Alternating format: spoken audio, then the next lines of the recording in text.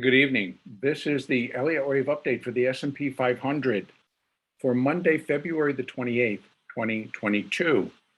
The markets did continue to move higher today, and that left me in a little bit of a premature position and placing the wave 2 correction being complete at Friday's highs. And what it has now turned into is that we will get a larger zigzag up. And so that Friday's high was the completion point of wave A of minor 2. And then the plunge gap lower yesterday afternoon was the completion point for wave B of minor 2. So we're inside a C wave. That C wave still needs additional upside. We need to break above that high we saw on Friday at 43.84, which we did barely. We got up to 43.85, pulled back, and then still likely need a little bit more. So how I'm going to count that?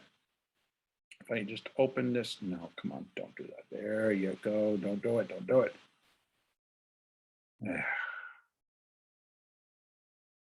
Sometimes you can't win for trying. Let me go down to the 30-minute chart. I want to show the inside, the internals in this. That we have a 1, 2, and then all of this is a 3 of C. Beautiful wave 3. And then that's wave 4 of C, and now we're in that 5th wave of C. So we'd be looking for it to take out, first of all, to take out this high at 43.85. Our first resistance is at 43.93. I'm going to call it that. And that's the 50% level. Then we have this 44.01, which is where the entire minor wave 2 would be equal to 0.618 as a retracement of wave 1.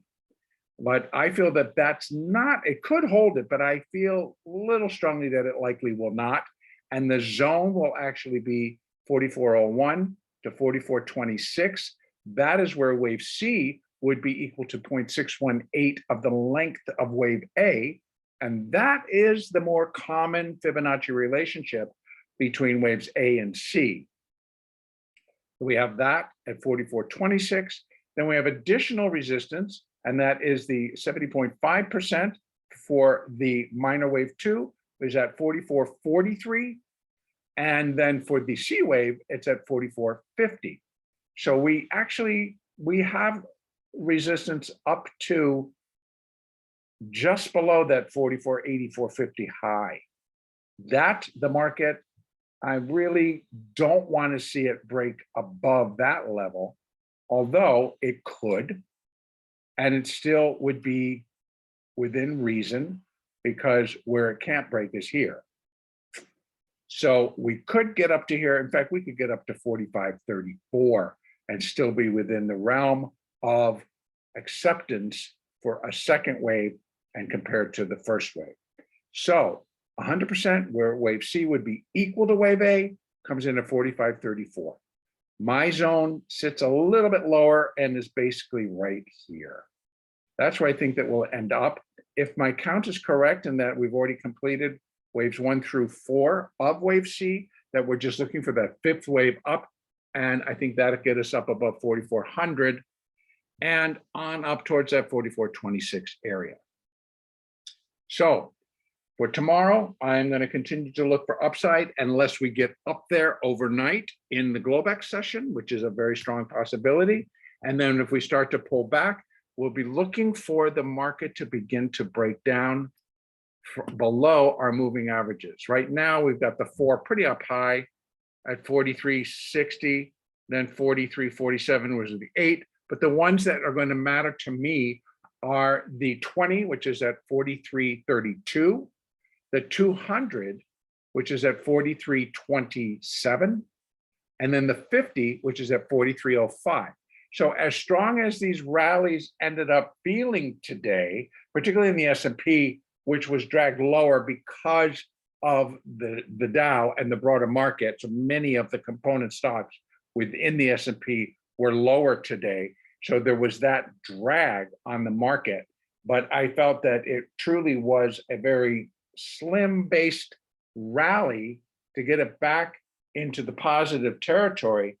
And that more or less is based on the run up in Tesla. So we had Tesla, we had a little bit, and some of the other balance of the tech stocks that are also part of the S&P, but it wasn't that broad based. So while money did flow in, and that was evident in this rally at the end of the day, it wasn't evenly distributed. So the distribution was pretty poor in terms of new money coming in or just money coming in. And that keeps this in a more corrective posture for me versus anything that's just going to break out and keep going up.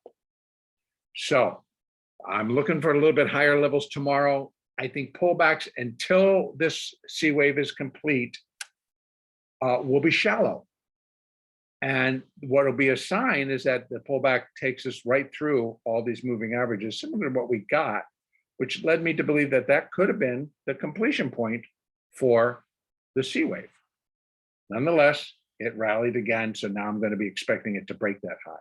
But again, coming back down, if it starts to break below these moving averages, then I'm going to consider that the minor wave 2 and the minor wave C of minor wave 2 are both complete. And that's where I'm going to leave this now. Continue to trade smart using the moving averages. They really do help to guide, particularly on the lower or the smaller time frame charts.